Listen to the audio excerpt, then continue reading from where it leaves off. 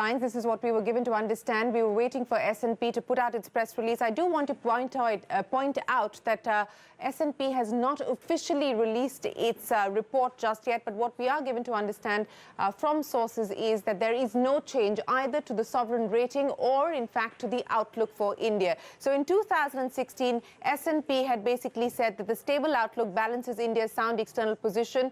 It had reaffirmed its BBB long-term and A3 short-term sovereign credit rating. And that is exactly what we're given to understand S&P is likely to retain. So there is unlikely to be any change to the sovereign rating as well as to the outlook. Now, what I do want to point out is that even in 2016, the outlook for India was stable. We are given to understand that that is likely to continue as well. So that was the picture for 2016. Now, the story is it really boils down to a tale of two rating agencies. Sources did seem to suggest from within government that it would be interesting to see if there would be some inconsistency between the position that was taken by Moody's. Remember, Moody's has upgraded India, the first upgrade coming in since 2004. What we do want to point out is that this is still source-based information. We are waiting for the official release to come in from S&P, but in all likelihood, it is going to be a stable outlook that is an affirmation of what S&P's position is, as well as the BBB long-term rating will be affirmed for India. Lata, it's not official yet. We are still waiting for the official press release from S&P, which hasn't been released. But this is information that we are picking up at this point in time. No upgrade and affirmation of S&P's position on India. You know, I'm not surprised. I was reading the November 2nd release, November 2nd, 2016 release, when they reaffirmed the BBB- and stable rating. They said the rating is stable and we are unlikely to change it this year or the next. Yeah. So it was a little surprising that they would change it.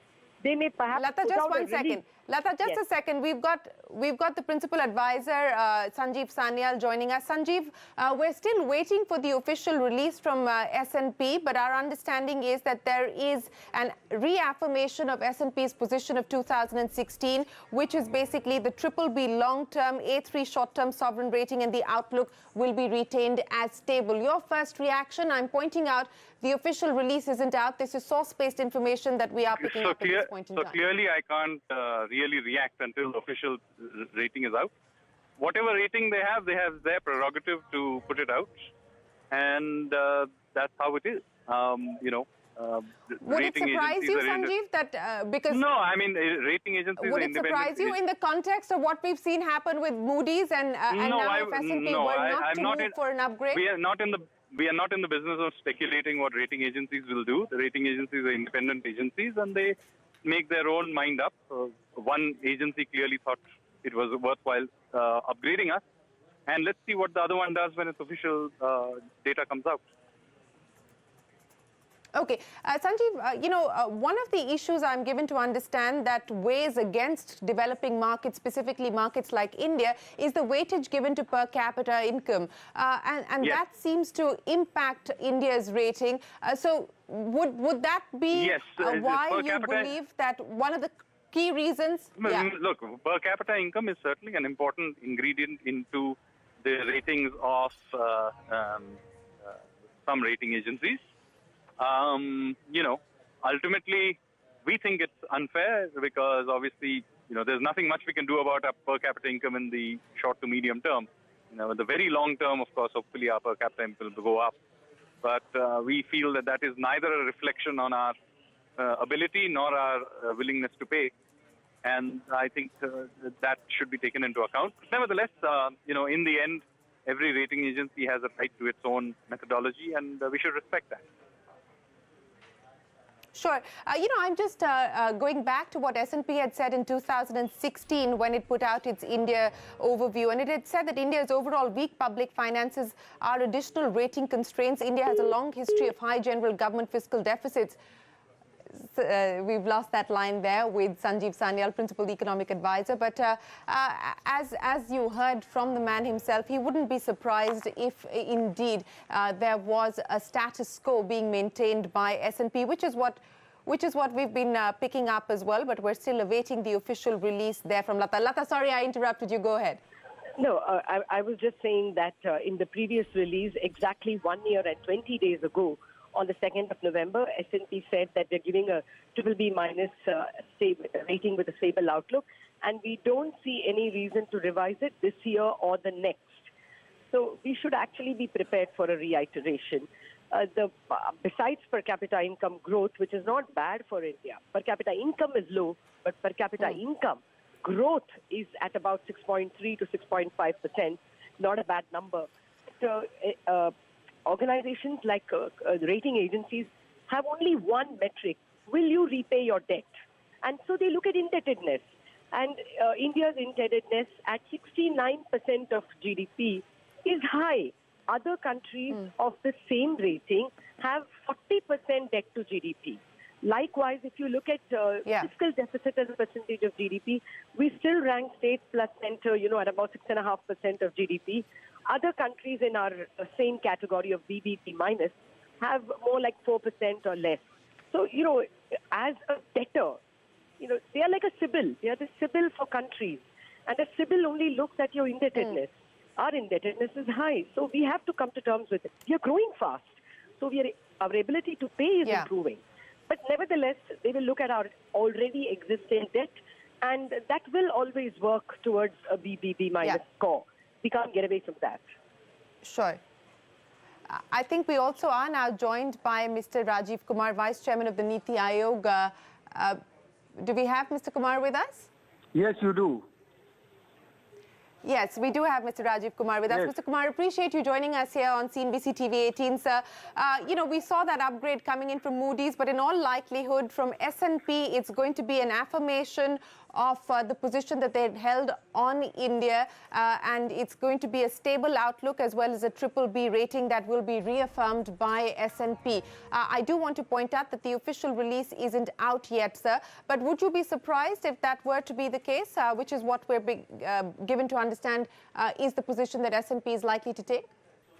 I would be terribly surprised, because I would have, that would mean, that would imply that S&P is completely non-cognizant of all the work that has been done in the last 3 years, and the fact that the economy is now poised to be able to, service its loans much better going forward than it was, it would have been in the past, because simply the growth momentum will pick up, and and the fiscal situation is on track. So I don't, unless I read it, it's not clear to me as to what would be the reasons why S&P would not change and upgrade India's rating. If I could just pick up on what the S&P had said in its outlook in 2016, sir. It had said downward pressure on the ratings could re-emerge if growth disappoints, perhaps as a result of stalling reforms, if contrary to our expectations, the new Monetary Council is not effective in achieving its targets, or if the external liquidity position of the nation deteriorates more than we currently expect. So as of now, it's clear that, the downward pressures have not impacted S&P's view. It is likely to be an affirmation of the position that they had held in 2016. And upward pressure on the ratings could build, this is what they had said in 2016, if the government's reforms markedly improve its general government fiscal outturn, and with them the level of net general government debt, so that it falls below 60% of GDP. Now, clearly that has been an issue that Moody's has also raised as one of the concerns. So perhaps this could be why S&P would choose not to upgrade India at this point in time. No, but I don't understand why S&P would say that India's reforms have stalled, and the fact that there is... No. I'm saying that No. You're mistaking me, sir. That is what they had said could exercise downward pressure on the ratings, if at all. This was their report in 2016.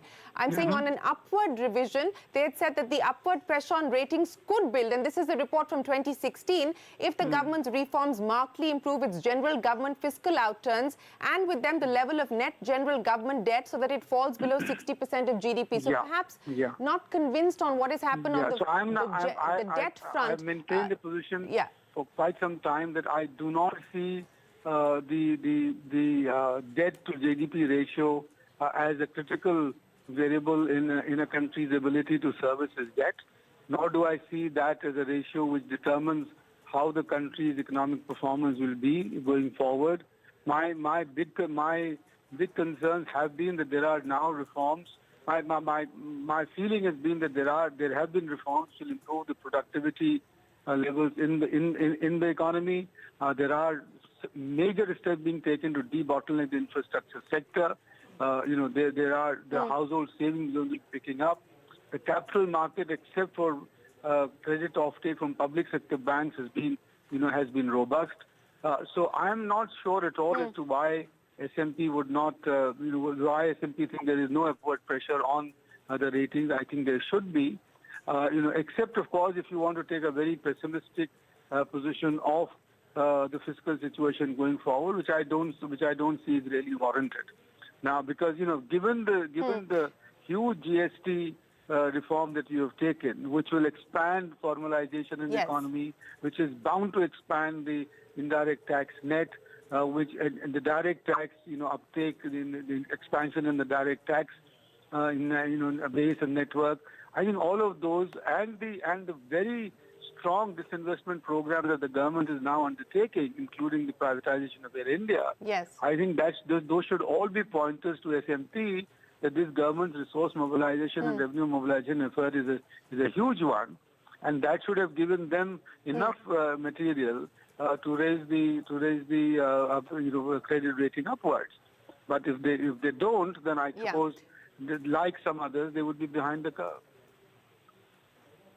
Mr. Kumar, this is a source-based information, but I'm given to understand that even when it came to Moody's, perhaps the final clincher was the government's decision to go ahead with that bank recapitalization plan, and that seems to have weighed on Moody's outlook for India and could have resulted in the upgrade that followed. So perhaps, given the fact that the recapitalization plan, A, has not been implemented just yet, and B, we're still trying to get more details and color on how it is going to be implemented. Perhaps there is not a full appreciation of that when S&P probably reviewed the case. But that is entirely the pity, and I'm afraid I have to get off the phone, because just by saying that the bank recapitalization, which I had forgotten to mention, is going to come with significant governance reforms of the banking sector. Now, if S&P was up to the task, they would have got to know about this by contacting the right people here. And if they haven't, I think it's the lack of due diligence on their part, because they would know that this is in the pipeline. So that is an additional reason, other than those which I had cited, for there being a real upward pressure on the rating. And if they haven't, I'm afraid that is something that is quite disappointing, but so be it. I'm afraid I'll have to just rush off now. Thanks a ton. Yeah? All right, sir. Okay, sir. Thank you very much. That's the Vice Chairman of Niti Aayog there, Rajiv Kumar Singh. He sees no reason why S&P should not have upgraded India. But let's go across now to Ashima Goyal, member of the Prime Minister's Economic Advisory Council. Ms. Goyal, appreciate you joining us here. We are still awaiting the official release from S&P, but this is source-based information that both the outlook as well as the rating remain unchanged. This in the backdrop of what we saw come in from Moody's. So expectedly some degree of disappointment within government circles. They were hoping that the rating agencies would be consistent in their approach to India. Your first reaction? And I think it would be a loss of credibility for S&P in the long term. So they should worry more than we should. Why would you say that, ma'am? I mean, they're free to have a different opinion on this from Moody's, aren't they? Yes, absolutely. They are free, but they should have a realistic assessment of risks. And if they are not responding to positive news from India or to fundamental structural reforms that are improving long-term prospects, and they are behind the curve, then that shows negligence or incorrect assessment on their part. Which will I'll go back again. Yeah. Yeah, I'll go back, ma'am, to what S&P said in 2016 when it spoke of the outlook. And it said upward pressure on the ratings could build if the government's reforms markedly improve its general government fiscal outturns and with them the level of net general government debt so that it falls below 60% of GDP. So that is what it had listed in 2016 as what would, in fact, push them to move for an upward revision. So clearly that continues to be a concern, one would imagine, if the rating as well as the outlook remains where it is. Yes, but they need to recognize that India has one of the highest sort of growth rates in the world now, and highest sort of potential growth rate, the young population. And that means that the debt ratio is well set towards reducing, right? Because the real interest rate is much lower than the growth rate. And the fiscal deficit also, the government has demonstrated its commitment towards the consolidation path committed to the FRBN. So, and also debt ratio as it is in India is much lower than it is in many Western economies, although it's larger than some East Asian emerging markets. So it's not such a big concern. And given that they see these as, they should also recognize that the current reforms have substantially improved the tax base and issued GST as well as the information on income tax from demonetization. So that also, and there are some signs that the tax elasticity is rising, and therefore that also will help bring down debt ratio. And fiscal debt. Okay. Right. So, you know, one of the what we did pick up, ma'am, is that what weighed in favor of India when Moody's was assessing the story was the bank recapitalization plan. And I'm given to understand that as late as September, when you know, when we were discussing India's position with Moody's, that was one of the issues that seems to have been the clincher. So maybe there isn't a full appreciation of what's happened on the bank recap side. Would you imagine that could be perhaps one of the reasons behind why we haven't seen this move up? Yes, I think internationally there was a lot of concern about India's banks, that the problems in the balance sheet, etc., etc., and a sense that this is now being tackled, which probably weighed with Moody, but probably S&P is sticking to it, as you were just reading out what they wanted in 2016. So they want to see movement on debt ratios, etc. before this.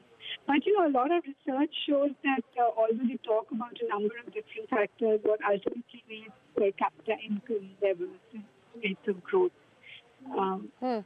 Because China has a lot of financial sector risks, but they have a much higher rating because their per capita incomes are higher. Yeah. So I think our Indian policymakers need to understand that the most important factor is Right. Ma'am, I would request you to just hold on. We're also joined by the former Economic Affairs Secretary, Mr. Shah, joining us here, sir, on CNBC TV18.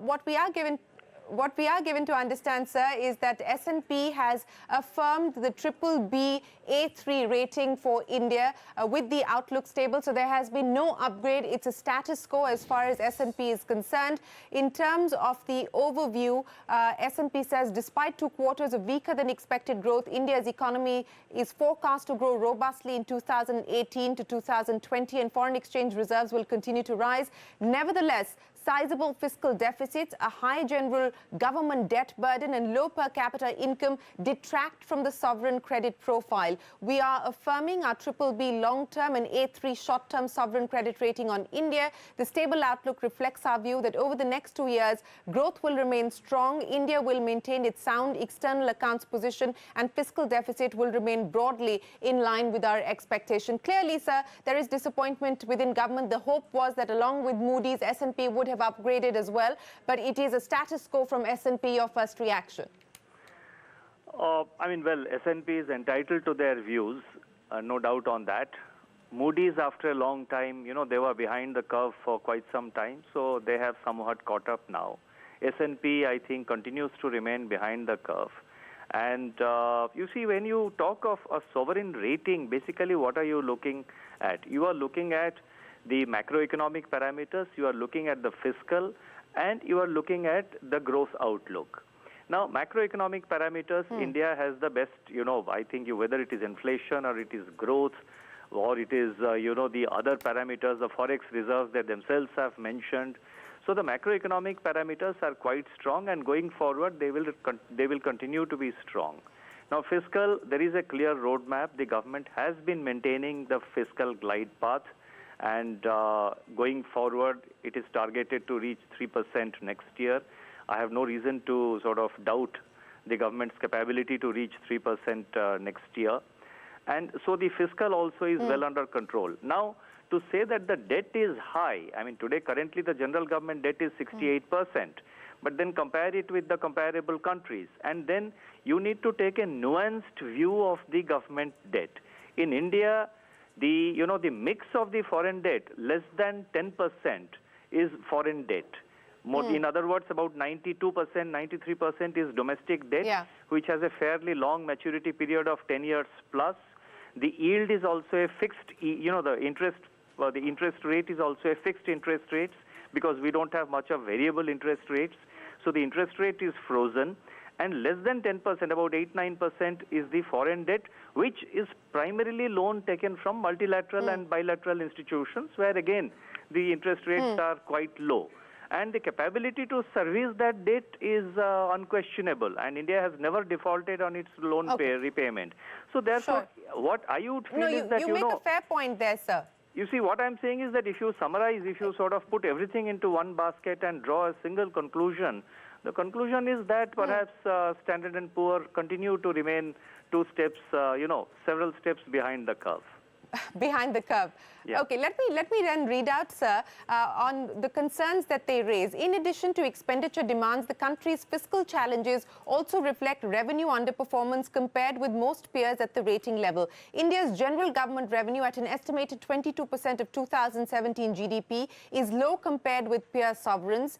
So that's one of the concerns that they've raised. And India's high fiscal deficit in the past years have led to the accumulation of sizable general government borrowings, about 67% of GDP in 2017, net of liquid assets and debt servicing costs over a quarter of general government revenue. We project that the net general government debt will decline by a modest amount over our forecast horizon. India's government borrowings are mostly dominated in rupees, which largely mitigate exchange rate risks. The small portion of external government debt is predominantly sourced from official lenders over long tenors and at a concessional rate. So it continues to be the concerns on debt, as well as the concerns with respect to the underperformance on the revenue front that S&P has red flagged again. No, you see, there is nothing new in this argument. The tax to GDP in India has been slowly and steadily going up. In fact, it had gone down severely post the Lehman Brothers crisis. Thereafter, especially in the last 3 to 4 years, the debt, the tax to GDP ratio has been steadily going up. GST has now been introduced. Post demonetization and GST, we all expect the tax base to substantially widen, and there are clear signs of that. So somewhere S&P is missing out the ground reality in terms of widening tax base as a consequence of GDP, as a consequence of demonetization and the introduction of the GST and several other measures which have been taken. And in terms of the debt to GDP to be brought down, there is a clear roadmap. The FRBM committee has given a recommendation which is already with the government. It is under consideration of the government. And about the per capita income, etc., these are long-term issues on which government is implementing, several programs and several schemes, and there is a certain plan of action which is happening. So therefore, you cannot expect the per capita income to sort of go up suddenly. But you need to sort of look at what kind of reforms and the direction in which you are moving. I heard somewhere that they're also saying that 2018 to 2020, the growth outlook is very strong. And I don't see any, in whatever you read out, the narrative which they have given, I don't find any sort of, correct me if I have missed out something, I don't find any recognition of the reforms which have been undertaken in the last 2 to 3 years. Well, let me read that out to you. The ratings on India reflect the country's strong GDP growth, sound external profile and improving monetary credibility. India's strong democratic institutions and its free press promote policy stability and compromise and also underpin the ratings. These strengths are balanced against vulnerabilities stemming from the country's low per capita income and relatively high general government debt. So they have taken into cognizance the reforms, the strong GDP growth, which they believe post-demonetization and GST, the impact of that has impacted growth, but they do believe that India will continue to see strong GDP growth. But they have taken into account things like the bank recapitalization plan as well, Mr. Das. But those two challenges, government debt as well as the low per capita income, continue to be a constraint on ratings. You see, government debt, this capability of the government, capability of the government, the general government in India to service the debt, the capacity is unquestionable. India has never defaulted in any loan repayment, and that cannot be any doubt about it. And I explained to you the nuanced view of the profile of the government debt. That is that cannot be sort of, one need not have any doubt whatsoever on that. Now, with regard to per capita income, I mean, you have to see what kind of steps, reform steps and other measures which government is taking, which eventually will lead to overall growth. And when there is growth, naturally, it will sort of reflect itself in growth of per capita income. Now, you cannot say that now I look at per capita income, next, later on I look at the GDP growth. Both are linked in any case. So therefore, it's a question of, with the same parameters, it's a question of perhaps, I mean, whether the glass is, half full or half empty. Now, there will always be challenges for any economy. Going forward, there will always be any number of challenges for an economy. What you have to see is that what all steps have been taken and the direction of those reforms and what are the, in how the country is moving forward. Otherwise, challenges, you take the most advanced economy today, United States. I mean, they do have large number of challenges also. But that cannot be used to that cannot be used to sort of ignore the positive steps and the reform measures which have been taken. Okay, let me just quote to you what S&P is saying. Confidence in GDP growth in 2017 appear to have been hit by the sudden demonetization exercise in late 2016, and then it goes on to talk about the introduction of the GST, which combines the central, state and local level indirect taxes, has led to one-off teething problems that have dampened growth. Nevertheless, in the medium term, we anticipate that growth will be supported by the planned recapitalization of state-owned banks, which is likely to spur new lending within the economy. Public sector-led infrastructure investment, notably in the road and rail sectors, will also stimulate economic activity, while private consumption will remain robust. So they have, So there you go, Mr. Das. There is an appreciation for the infrastructure push as well as some of the other reforms that you were talking about. I think they have said all the right things. They have said all the right things, and they have recognized the steps which India has taken.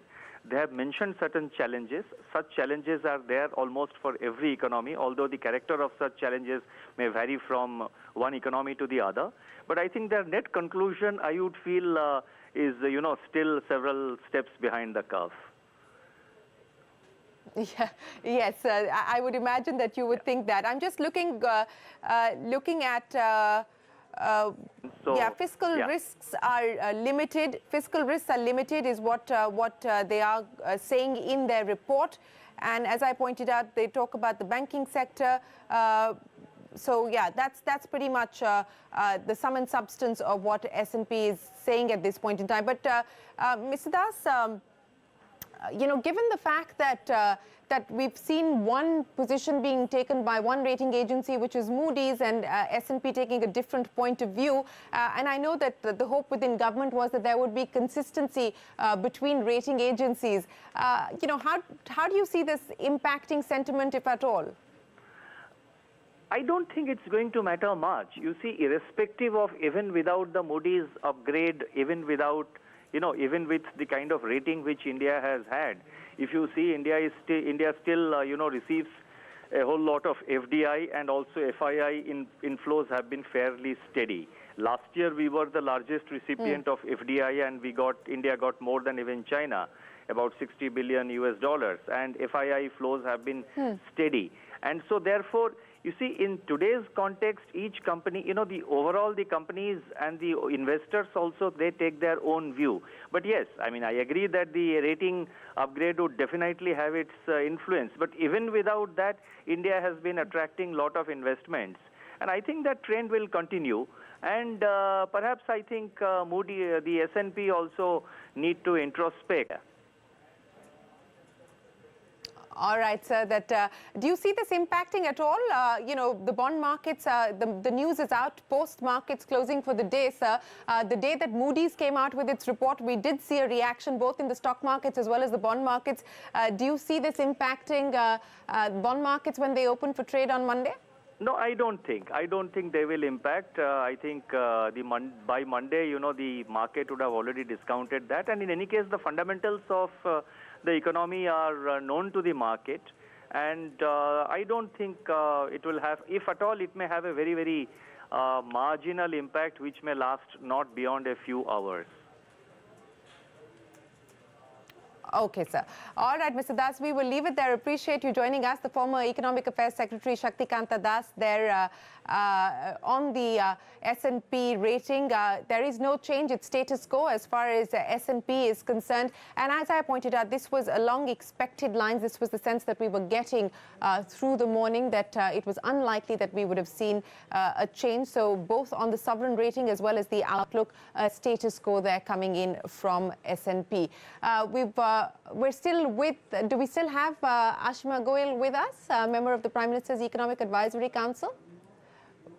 Lost that line with her. So we will continue to get you more reactions, but expectedly disappointment there within government. They were hoping that after Moody's, it would have been S&P that would have followed suit and given a ratings upgrade. But in terms of commentary, S&P has taken cognizance of the reforms undertaken by the government. S&P has also taken into cognizance the fact that demonetization and GST have impacted growth in the short term, but they do believe that India will continue to see strong GDP growth between 2018 and 2020. Of course, the concerns on low per capita income as well as debt to GDP, those have been constraints on the rating, which once again has given S&P the cause to reaffirm its rating that was given to India in 2016. So no change on that just as of yet. We'll take a quick break, but when we return, we continue our conversation on what this will mean. That and more when we get back.